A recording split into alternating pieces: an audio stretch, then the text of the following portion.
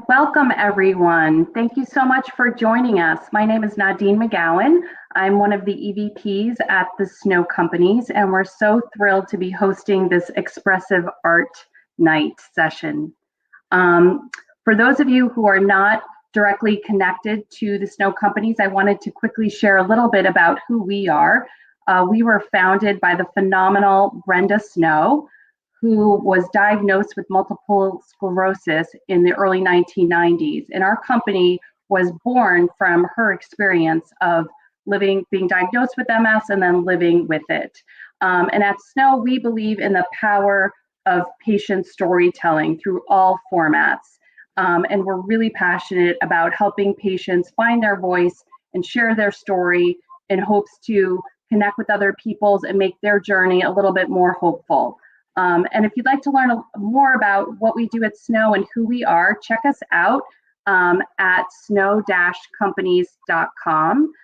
There's a lot of great information there. So I'd like to introduce this lovely lady who is joining me tonight. Her name is Anna Cunningham. We're thrilled to have her here with us. Anna is an expressive arts facilitator, and she's going to be leading our session this evening. So thanks for being here, Anna. Can you tell us a little bit about yourself? Yeah, definitely. So, like Nadine says, I'm an expressive arts facilitator. My background is I'm certified in art instruction and special education learning specialist. I'm also owner and founder of Hot Toad Art Studio. I live in Pennsylvania. I work for Snow Companies as their director of advocacy and recruitment. And I live here in Pennsylvania with my husband, who's also an artist, and my 10-year-old son. And I'm very excited to be part of this tonight, and I'm hoping that everybody enjoys the program. I know they will. Thanks, Anna. Before we jump in and get started, I'm just going to give a few housekeeping notes. So first, if you're experiencing any technical issues, we have a team on standby and you can call them and they'll help you. We'll post the number in the chat section on the platform here, but the number is 1-844-390-8697. So you can call that number and talk to a real human being and they will help you if you need help. This program is meant to be fun, so we're not going to be giving any sort of medical advice.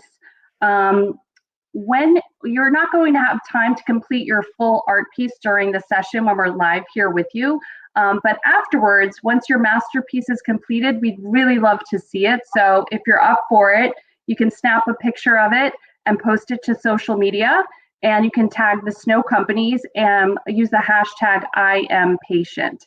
And we're going to include all of that information on the chat function as well. We are recording the session, so if you want to share it later with family or friends, you'll be able to find it on our social channels. Or if you just want to go back and rewatch it, you'll have that opportunity to do so.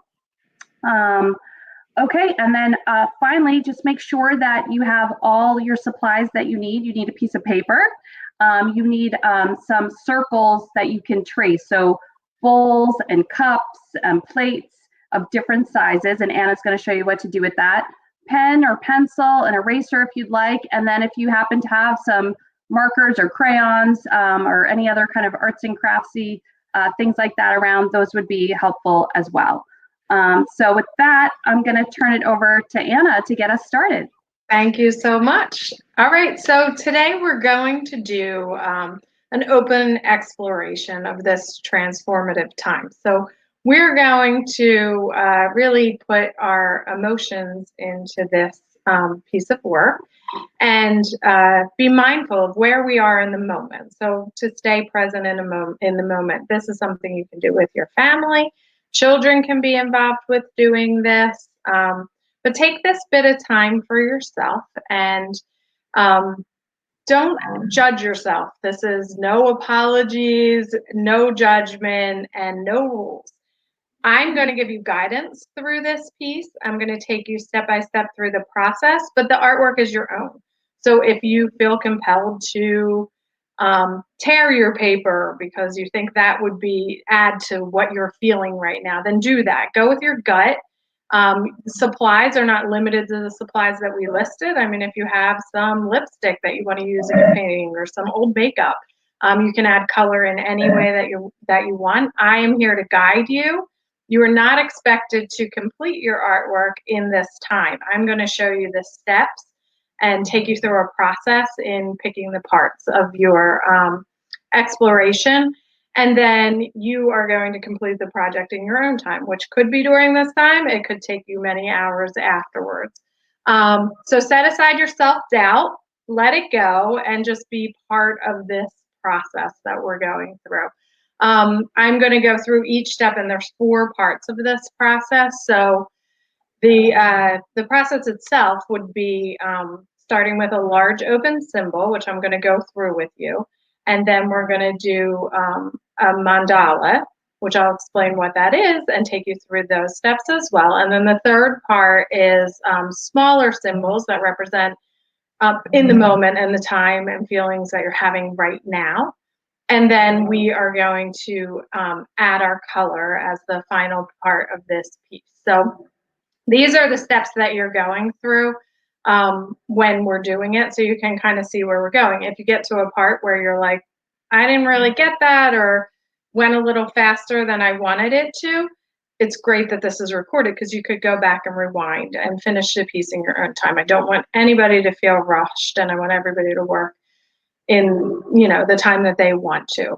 Also, I give you guidance in a way that you can do it at all different levels. So there will be more advanced artists that want to get more intricate and do more things with their artwork. And then there'll be somebody who doesn't want to draw symbols because they don't feel like they are able to do that. And I give you alternatives for those things throughout. I want you to really kind of come to a place where you feel relaxed and you just let go and enjoy the process, because that's the most important part. And you'll find in the end that this will be a piece that not only is mindful of the time that you're in right now, but also will be reflective later on. So when you come back to it, there might be parts of this time in your life during the pandemic when you see things that you want to bring with you later on. You may have some positive things that you've learned in this time that you'd like to take with you to the next steps in the journey.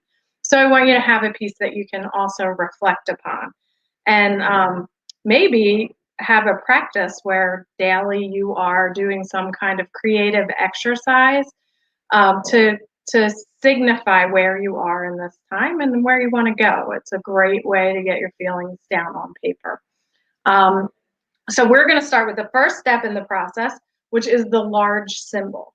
So the large symbol is going to be a symbol that covers your entire paper. I'm going to show you some finished products that you can just kind of look at so you can get a whole view of beginning to end, and then take you through each part. So this is one finished piece. So you see the large symbol is the home in the background. Then we have the mandala in the center, which we go through part by part. And then we have symbols throughout. And these were personal symbols to me that represent parts of my life during this time. So we'll go through each step. I have another piece where I didn't use symbols. I actually used words instead of symbols. And this piece is all done in black pen, blue pen, and highlighter. So you don't need to have a lot of supplies around the house to do something like this. So don't worry if you don't have art supplies handy. If you have that pen and paper, you are good to go. So we're going to start with thinking about the large symbol that we want to use to represent part of our exploration. So when I started thinking about what symbol I wanted to use, something that I thought about was I wanted to find like something that was joyful to me. So I wanted to connect with a part of myself that just was simple joy. And I think the best way to do that is really to think back to your childhood. And children like find joy in simple things. And we get all this clutter that gets in our head, and we sometimes forget what the real thing that brings us that simple joy is. And I was recently reminded of that childhood joy. I ended up in a situation where I was taking care, and this sounds silly, but I was taking care of an orphaned lamb, and I had to bottle feed it. It was all this work. It was a little bit of craziness. And as I'm doing this, and my husband said to me, I was supposed to give the lamb back. I still have the lamb. And he said, I think this is nuts. I think that like you're putting a lot of time in this. And I said to him, something about this. When I was a child, I liked to take care of animals. I had frogs. I had birds that were injured. I always took them in. I wanted to take care of them. I wanted that. And I felt this joy again, taking care of this little baby lamb that I was bottle feeding every 5 hours. And so we decided to keep the lamb. We got another lamb, and now we have that. Now we're raising lambs. So my first large symbol I did was a lamb. And this is a large open space. So that is one idea of a symbol that you can do. Now I'm going to give you a couple suggestions while you're taking yourself back to that moment in time when you felt pure joy, whether that is when you're a child or maybe recently when you were like really mindful and in the moment. So some other symbols, and I have different levels of symbols, easier to draw, but we have the sun, a watering can. A lot of people in this time are really into gardening and getting into outdoors things. So like a flower is a good outdoors object. A home, which was the original artwork that I showed you, was just a simple outline of a home. So you can see these are all things that you can simply do. If you can write your name, you can draw a heart, right? So there's simple symbols, there's more complex. You can always like Google, if you have a symbol in your head and you want a simple drawing, just Google simple drawing of a frog or something like that. And then what you're going to do is you're going to take your paper, and you really want to cover a large amount of your paper with this. So I'm going to do, since I like to care for frogs when I was young, I'm going to do a simple drawing of a frog. Anna, what I love about your approach is you make it so accessible. Like, I'm not an artist. Anna's led me through an expressive art session, and you just make it so accessible for everybody, which is really, really a beautiful thing. And go ahead. No, you go. I was going to say, I do think that part of the culmination of my background has kind of led to that, because I taught special ed for 20 years, and then the art is involved in a children's studio and all of those things. So I really like to make people feel empowered by their art and have the ability. And a quote that I love is, "Every child is an artist," and that is Pablo Picasso quote. And then the end of that quote, which I'll probably misquote, is, "Until you become an adult and you have to learn how to continue that." That was obviously not the exact quote, but right.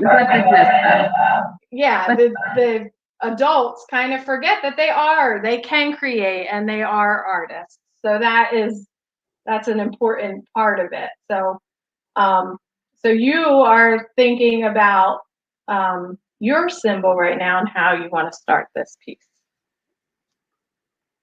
That's a great thought. I was thinking for me, a way to, and you use the Pablo Picasso quote, using quotes or mantras are a way for me to kind of conjure up some inspiration as well. So that might be a tip for those of you out there who are trying to think about where to start. If there's a quote that resonates with you, or, and like Anna said, during these kind of strange times, if you find a silver lining that you might want to focus your mandala on, or if there's something that's been challenging for you, those are all things that can kind of feed into your inspiration and can give you some sort of framework of where you want to focus your art piece. So then the next step of this creation is going to be the actual mandala. So we're going to go through the steps of the mandala. And like I said, so you can sit, I mean, a mandala is, the literal meaning is circles. So you are creating circles with shapes inside circles. This has been used for centuries, I mean, since ancient times, for healing, for meditation, to transform your mind. It's great for children to use. They can be creative with shapes and add colors.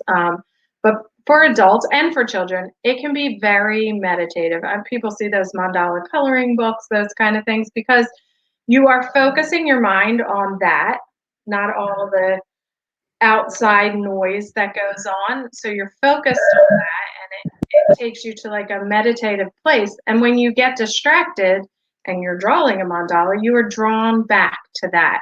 So this is something that you can do just to relax your mind. I talked to somebody the other day that's a podcaster that said to me, I do this all the time because I have to listen to a lot of podcasts, and it helps me to focus. It brings me back in. And so it's got healing benefits to doing mandalas. It's nice to just be able to doodle, and anybody can do this. I mean, if you can draw lines and shapes, you can do this. So I'm going to take you through the steps of a mandala. And there's some intricate work on mandalas, and I will be sure to show you close up anything that is a little bit smaller. But to start, we need to get our template. So you want to take your largest round shape, whichever that is, that fits in your larger symbol. Now, I'm going to do it right in the center, and most of the examples I showed you are in the center. It does not have to be in the center. That's a decision that you have the license to make, the artistic license. You could put it, on an angle, or, where it's not the whole circle, where it's a semicircle, or up closer to the top. Depending on what your symbol is, you can put it where you want it. And I'm going to show you a picture of a finished mandala before I start. I'll show you it again at the end, just so you have an idea of where we're going. I think that's always important. So this is a finished mandala, and these are the circles, and then there's shapes in between. I'm going to come back to this after I get started on here. So take your largest shape that you want, the largest, and if you don't want it to fill the whole space, you don't have to. You can do a smaller one. You're going to place it in the center or wherever you choose to place it, and then you're just going to do an outline. And that's your first circle. Then you're going to go to the next size. And I would say 4 to 5 circles inside of each other. And you can center it. I mean, you can use a ruler too if you are somebody who's very exact about their work or a perfectionist. I am not, so I won't use a ruler. I like to just kind of freeform it. And Anna, if people want to freeform it, make the circles that way, would you recommend that, or you think it comes out better when you can trace? No, I have an example of someone's work that did not trace the circle. Who was very confident in her skills in drawing circles. So I think if you do what you feel, I think you're fine. Some people can draw. I can't draw a round circle without a template, and I'm also using marker. But if you feel comfortable with that, it's still going to turn out beautiful. Don't worry. So I'm using a roll of tape here because I want to get those circles a little smaller. My last one is going to be a coin.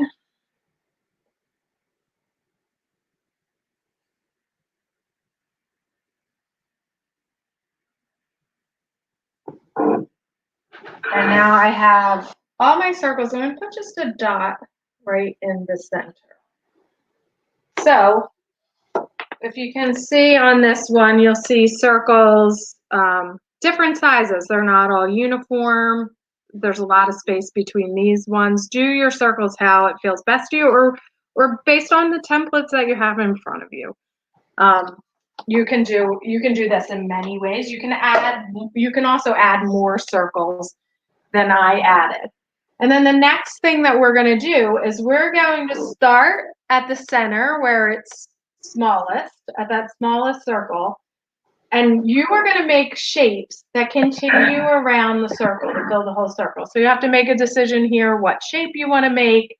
Lots of options. As you're starting smaller, it's going to be smaller lines. So you might want to just start with little lines that circulate around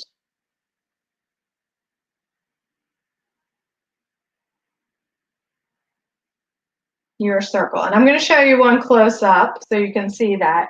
I'm also going to suggest if you have a ruler or a straight edge, you might want to just lightly put a line straight up and down and a line this way. That kind of helps you place things. This is not something that you have to do.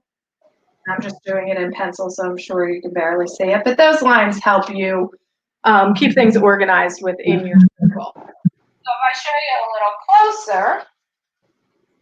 And Anna, it's meditative just watching you do it. So I can't even imagine actually sitting down to do this, how relaxing it will be. So this is, close up. I just did lines and then dots in between. You could do triangles, you could do flower petal shapes, you could do bigger circles. You could do little moons, whatever shape you feel like doing, you should do. And then you go through your next circle. And this is the part of the mandala that it just feels very relaxing to repeat these shapes over and over again. You're not thinking about other things because you're drawn back to your work. And it's really relaxing. I suggest put on some nice relaxing music and just keep going with your design. And I do think it's a great thing to do with the children too. If you have kids in the home, I know when Anna came to our house and led a workshop for us, my children were involved and some of their friends and our close family members. And it was amazing how they got so into it. Nobody was asking for video games or TV. We sat for over an hour and they were just really in this kind of trance, really calm, creative space. It was really such a special time. And then for the adults, like you said, we were all tapping into our inner children and being creative. Nobody had sat down with crayons and markers and paint like that in a long time, and it was really such a special experience for us. Yeah, it's really great to do it with kids. And I did have a child that did one with me, and he did all shields. He's 6, so his whole thing was full of shields. And when I asked him to explain it afterwards, he said they're the shields to shield me from all the people in the masks, which just he doesn't like all the masks around him. He lives in the city, and he said, I just want the shields. And he did his whole thing, each row filled with many shields, and they added color, and it was beautiful. But how representative of the time right now. So it's kind of amazing that what children can get out of it as far as express. I mean, we didn't know he even hated the masks like that until he expressed it through that artwork. So my hope is that people come, have these feelings that come up, and maybe they didn't even know they were having these feelings until they got it down on paper. So in continuing the mandala, you're just going to keep going step by step through each part of these wheels until it's complete.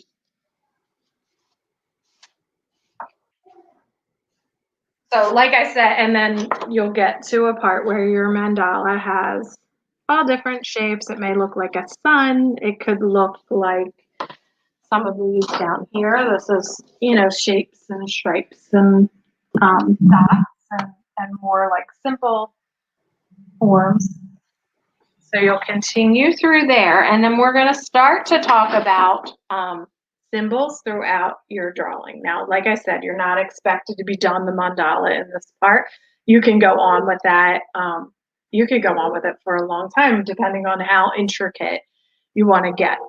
But we're going to talk about some symbols. We're going to use symbols on our drawing. I have an example of another artwork that someone else did following this process. And I'm going to talk about some of their symbols.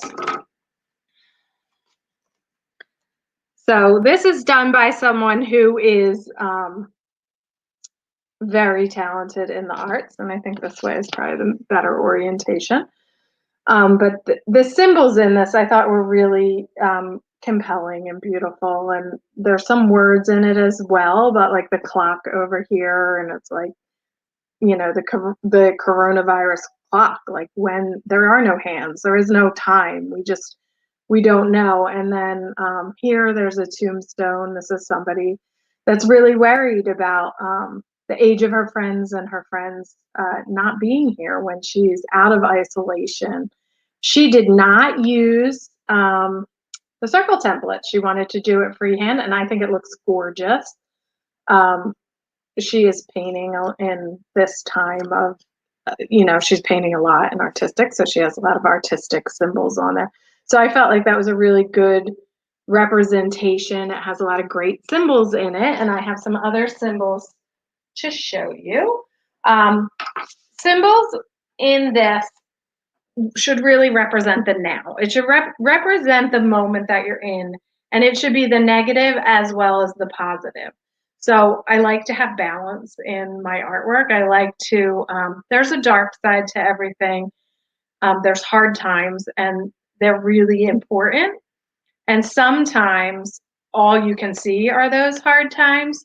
So I'd like you to, as you see, I think right now, all of us are seeing this difficult piece, but also really think about all the positive that may be coming forward. I mean, I do feel like the family time that maybe was getting a lot. I mean, I'm a mom of a kid that plays football and was running all around and going crazy and working and doing all this stuff. And I'm still working, but there's a calm because the evenings are us. We're playing board games and we're feeding lambs together, which I'm sure they didn't know they were going to get sucked into.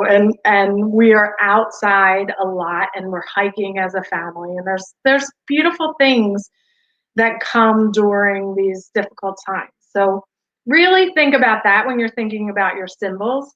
Think about what's going on in your life right now that's negative, and there's symbols that go with that, like the shields, masks, those kind of things. And there's positives. So try and find a balance between those positives and the negatives. I feel like that helps you reflect later as well. And it's also great to process the negative in this way, but also to know that there are positives. There are positive things. I think we are transforming as people, and transformation comes from trauma. It comes from these things. So to be part of that transformation, let's try to look at both sides, the positive and the negative. Symbols can be very simple to draw. They don't have to be really in depth. I put some symbols on here. There's a fire. I put that because we've been having like lots of fire pits, and paintbrush, camera. Maybe you're taking photographs now. A shopping cart. That's a source of anxiety for me, the shopping right now. So that was a symbol that I felt like was not a positive symbol, but something that's in my life right now. I'm drinking too much coffee. That's also a symbol. Rain, we had I felt like a tremendous amount of rain this spring. It was probably the same amount of rain as we always get in the spring, but it felt like a lot of rain. So the umbrella, a teardrop up here. Music note, there's been a lot of music and dancing going on here. You don't want to see it, but it has been. You can look up symbols. Like this is the symbol for love, I think, if I remember correctly. So you could look up symbols to characters, those kind of things, and look them up. Money, so there's some people like financially that are really having a difficult time. And I feel like even if you're not one of those people that, if you still have your job, even thinking about the empathy towards the other people that are going through that can be really difficult. The computer, the Zoom, all the technical stuff, the password anxiety, all of those things. Pets you might have. I have a hammer on there because we are building a lot of things in this time. We have a lot of home projects going on. Maybe you're journaling a lot. Maybe you're documenting this. A simple symbol is symbolizing your family, how many those people in your family, maybe your animals, those types of things. So there are some symbols that you can add. Now, adding them can be outside of this. It can be inside.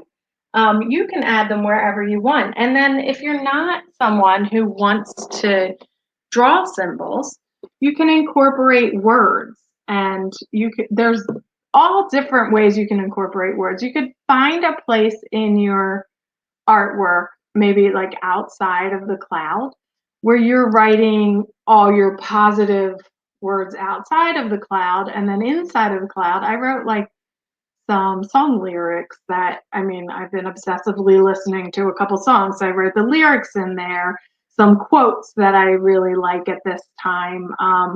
Then also on the outside of the circle, I'm listening to a lot of podcasts, which is a really positive thing for me, and I'm loving it. Journaling, raising lambs, reading books. There's things that we say in our house, like only in quarantine. There's things that are happening that are positive to us as a family and to myself, that maybe I only would have had happen because of this time. So try and capture all of those things throughout your artwork. In this one, there's the person with the mask. I put the little snow quotes, which we'd love if you incorporated that, and you could put the I am patient hashtag in your artwork. We're gardening. We grow all our own produce and stuff, so the garden is looking better than I think it ever has. So these are all symbols that I put within my art. The medical, I put the rain and the rainbow with the sun, because I do truly feel that we're transforming as a society. There's parts of me as a person that's transforming, and I feel like, sharing this transformation with each other and the changes that are positive will help as we move on to the next steps of this journey, and documenting it along the way is really something that I think is important. So the last thing that you are going to do is you're going to add your color, and that can be, like I said, with highlighters. It could just be pens. You could just shade it with pencils. You can use watercolors, or you can actually take like magazine pieces, and if you have glue and scissors, or even tearing them, you could use words like collage form within your artwork. No limitations to what you could do with this piece. And I can't wait to see the work that comes out of this. Thank you so much, Anna. That was really beautifully done. And I think people are really going to be able to take all of that instruction and make some gorgeous pieces. So thank you for taking your time and sharing all of that with us. We also want to give a huge special shout out to our amazing ambassadors. We have such big love for you guys. Thanks for joining. And all the advocacy organizations that are on, thank you for all the partnership.